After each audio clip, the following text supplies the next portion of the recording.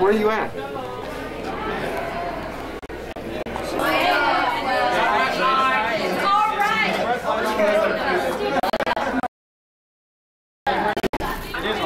Tomorrow, Becky was looking for you. Oh, well, yeah.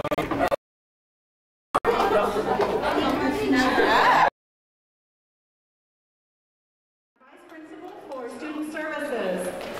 And on behalf of the class of 2008, the two of us would like to welcome each one of you to tonight's presentation of The Boy Who Wouldn't Grow Up.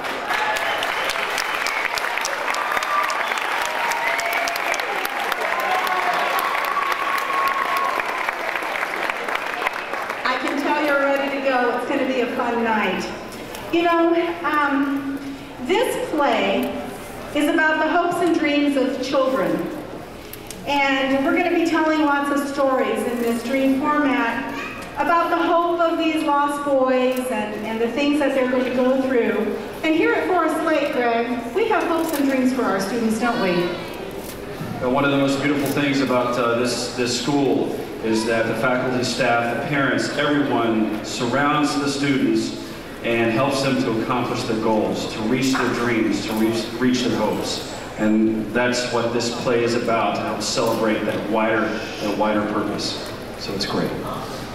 So tonight, as we celebrate together the talents and the skills that God has given these students as they perform, we're going to vow for a word of prayer. Just before we do that, I'm going to ask that if you have a cell phone tonight with you, that you'll make sure it's on vibrate or turned off, and that you remember to take your breaks during the intermission. That's important to keep our cast nerves settled just a little. And now, let's pray.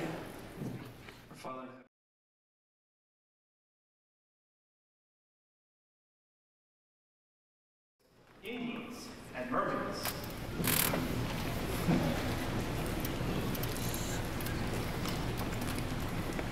Our story begins at the set of the turn of the 20th century in the nursery of the Darling House, located at number 14 Bloomsbury Square in London, England. It must be clearly understood that the nursery is an idyllic place for children, magical even. The nursery is filled with stories and dreams. The stories are all of the happily ever after sort, and the dreams are about magical, adventurous, far-off places and its people, with characters who have nothing whatsoever to do with the outside real world. In the nursery, grown-ups are nearly always intruders because they usually bring with them the regular world of duty and responsibilities and the inevitabilities of having to one day grow up and leave behind the world of the nursery and imagination. Every child recognizes that there isn't any place in the real world for magic or dreams of faraway places.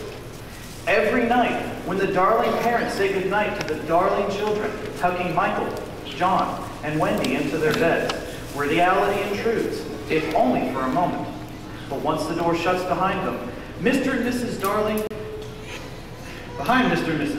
the magic comes creeping back into the nursery through the open windows and the cracks under the doors. Suddenly, the nursery becomes rather crowded with pirates, pixies, lost boys, and even that eternal child, Peter Pan, who's come looking for his shadow, lost on his last visit to the nursery.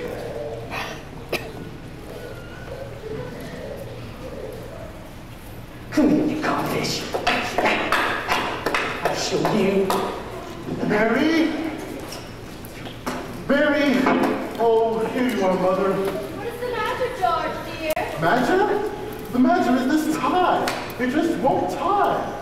Oh, not around my neck, around the bedpost. Yes, 20 times have I made it up around the bedpost, but around my neck, no. It begs to be excused. Less noise, please. A little less noise. Now, Mary, I must warn you that unless this tie is around my neck, we don't go out to dinner tonight. And if we don't go out to dinner tonight, I can never go to the office again. And if I don't go to the office again, you and I will starve. And our children will be thrown into the streets. Oh, Mother. Let me try, dear.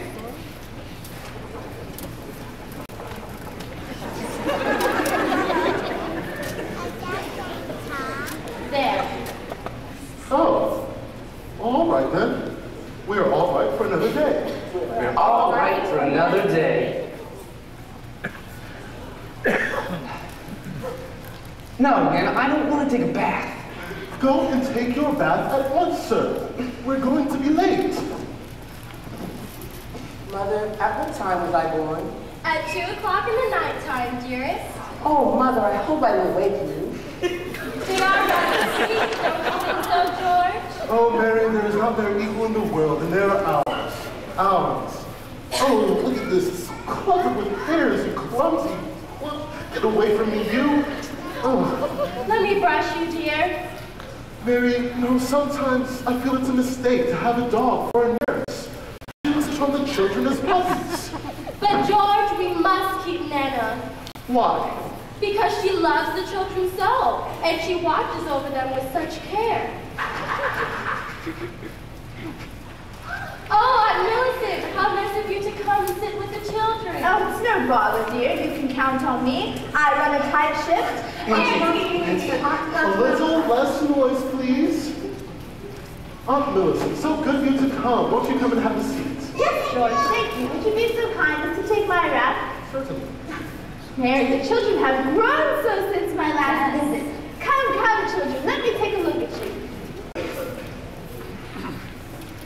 John, you'll be first.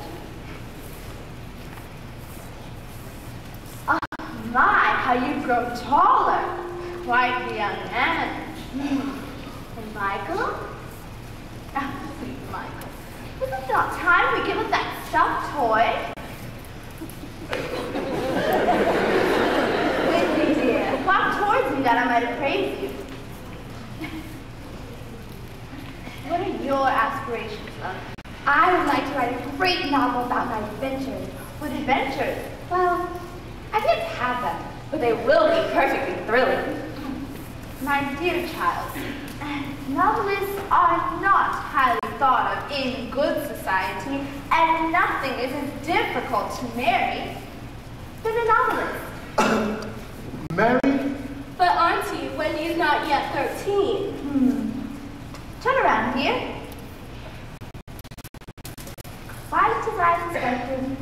George, Mary, have you not noticed? Your little girl is almost grown. Almost a woman.